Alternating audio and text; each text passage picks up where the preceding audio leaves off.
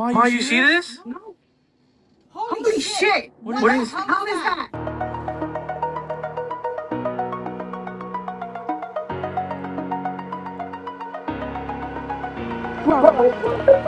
Look at it coming down. Look at it down. What? Why isn't my phone posting? What is happening right now? The pain I felt is paid for, all is said and done. Oh, I am restricted, fixed upon the web. I need to kick the habit that my mind is breathing. If you haven't noticed or haven't looked it up, there are tons and tons of footage coming out of California and Florida of these UFOs, or these lights in the sky, UAPs. You know, they could end up just being drones, but let's be fair. There's a lot of these sightings that have been seen all over the world and all over the country, and a lot of them, you know, like are pretty strange. Like, these are easy to say. They look very much mechanical, at least from like the way they're moving and the lights. But definitely, you know, you hear some examples that you've already seen in the beginning, and some other examples now of like people recording these. But what are we looking at? What are we looking at? And I know for me, just growing up, really interested in UFOs, like reading up on it. I used to have Fate magazine. There's always something that's very intriguing. But then the further along we got into this, the stranger some of these stories became. The way a lot of these accounts didn't add up. You know, like you have one type of alien, another type of alien, and they're all like telling you different things.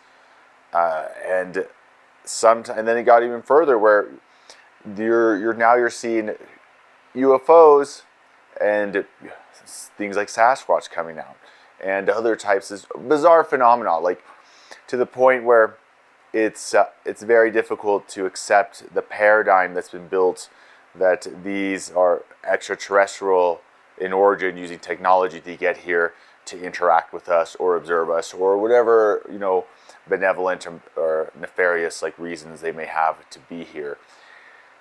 And that's always something that I put on the back burner as I've explored Sasquatch on my own personal journey.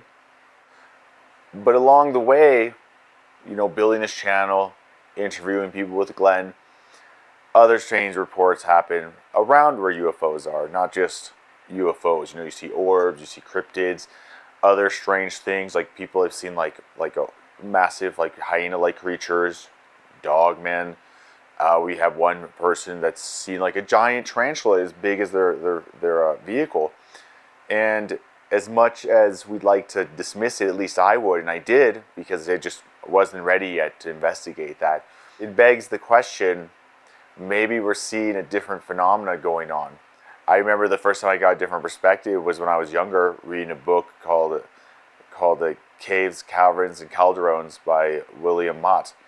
And that changed, instead of like having be more convinced that these things were coming from outer space, and maybe a higher chance that they were coming from underground. But later, as I said before, there's no pattern as far as in the descriptions and these encounters between individuals, where it's really easy to psychologically kind of dismiss them and to say, oh, well, it's all like just in your head, because they're so different. Like, they're so different, and like a lot of them don't have a lot of coherency from one to another, you know. And it's been this very similar thing where they create this paradigm, which is something that's been done also within like the cryptid community with Sasquatch, where we make these assumptions and we try to pick them, and we don't talk about like the stranger things that are going on around it that kind of break this physical reality that we understand, like the physics of it. And that's something that we're also seeing on a massive scale with the UAP phenomena. And that's something that's kind of led to looking into a different direction, looking into a direction that's not this paradigm of the extraterrestrial model, and more into one of understanding what the nature reality is and consciousness, and how it all works, and that maybe these beings are interdimensional. Maybe they're not even beings. Maybe we're looking at something else. I know someone that I've read like stories from since I was a little kid living in Ecuador was I believe his name is Jacques Vallée. I think he's been at the forefront of the UFO UAP phenomena for a long time, and he's gone like a whole different path. I've read some of his books recently, and he does talk about how there's an issue here, like where it doesn't make sense within the extraterrestrial paradigm, where we don't see these patterns that should be repeating themselves. Like we see stories that are almost like right to the point where these people having these encounters get enough information to make them believe, but not enough where they can actually know. And they're always different what they're being told, and their encounters are always different. Very much, it kind of reminds me like being in a dream or on a trip.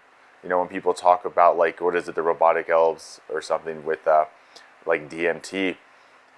So I think where you're looking at a different type of phenomena, and we have been seeing this, if it's the same phenomena that we hear about throughout like the history, from mythology to oral traditions up to now in different ways, whether you want to call them like dwarves, elves, but also that very much could have been like a very much its own hominid species that we just haven't found enough physical evidence of for. So it's always in this gray area, but that's kind of the point, Maybe we are seeing like time slips or some other type of phenomena, but I don't think the majority of these sightings that people see and are extraterrestrial in origin. And maybe I am just lumping together a bunch of different phenomena into one.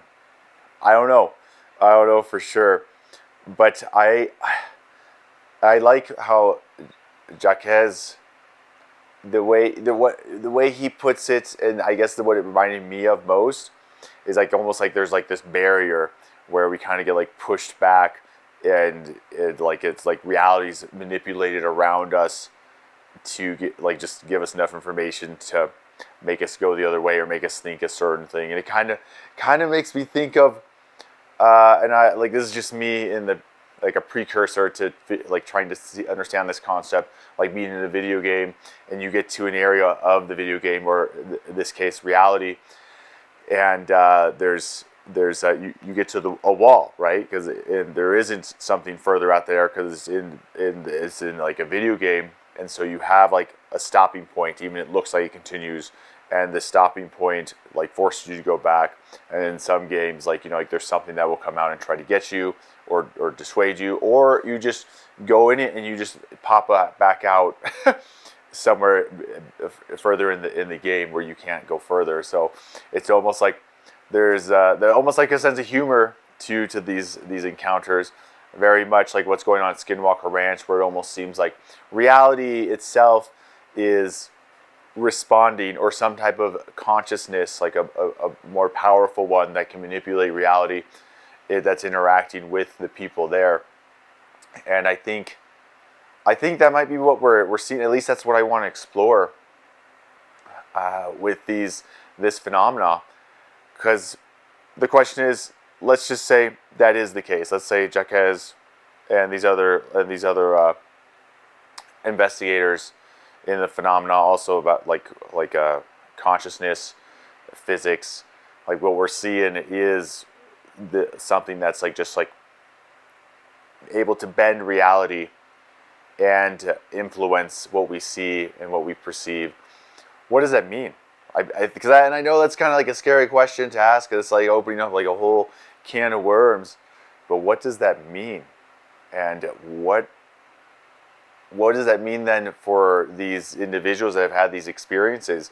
Does that mean even my like a Sasquatch encounters is less to do with what I think is a flesh and blood creature out here, and more to do with something responding to my thoughts and ideas and perceptions, and giving me enough information to make me believe, but the reality of it's not what I think it is. It's just like a misguided perception.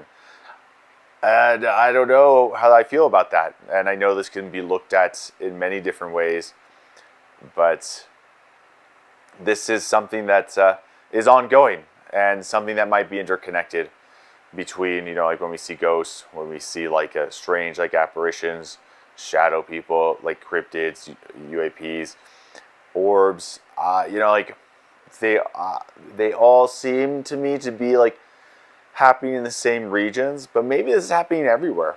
They just spike in some regions because like that's just the place that people started talking and got more public. But maybe this is a phenomenon that's everywhere, interacting with the human observer, interacting with reality, and has like no actual boundaries. And it makes us feel better to try to categorize and pinpoint like hot spots when this might be something that's just part of the fabric of reality itself. But I don't know, I know that's like a lot of like different perspectives to look at, and a direction I'd like to go and find evidence to support it. And I get like if that is the case, it's going to be hard to find physical like evidence that can be repeatable, but it might be possible because like it does look like a lot of this is dealing within the non-physical aspect of reality, which so far the only thing that we know that can effectively engage and recognize non-physical, you know, like phenomena is us, the observer, the mind, whatever you want to call it. And it might be something that needs a lot more experimentation outside the box to cultivate the answers that we're looking for.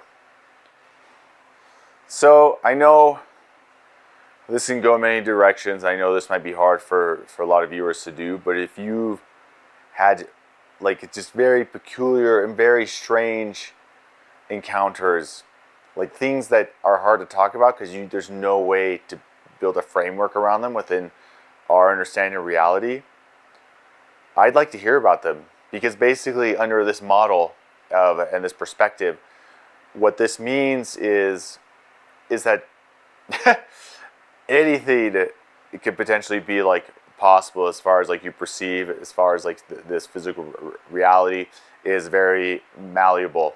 And if there's something, whatever that is, that has like a more encompassing consciousness and ability to manipulate reality around us, or just manipulate what we perceive, then that means that we can have the strangest experience, and for us it'll be very real even if it doesn't make sense. And I know like that giant tarantula, like that is something that's really hard to accept, but if what that person saw is the reality of things, then we have to question what is doing that, or what does it mean. And there's probably a lot of other people that have had these strange encounters, and I really think a lot more people have. They're just not willing to share them, and I get it. Like I wasn't willing to share some of my like encounters, and I could build a framework around it, in that I could accept in what's acceptable here in this physical world that we think we understand. But if you have some, just write me an email, you know, or write a comment.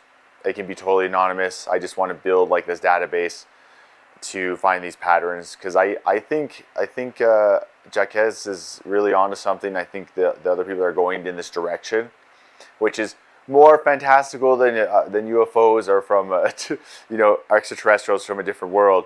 I get it, and that's something that I'm slowly having to come to terms with.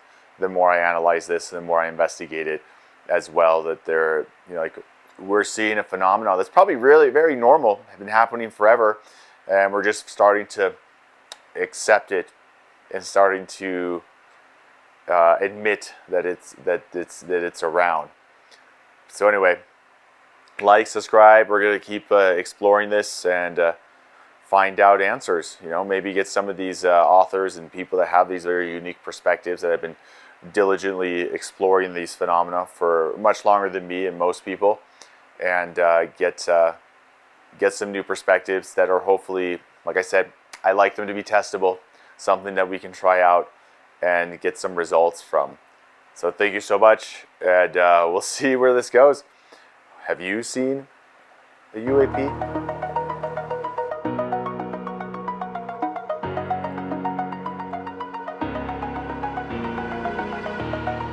Over the edge, feel like I'm floating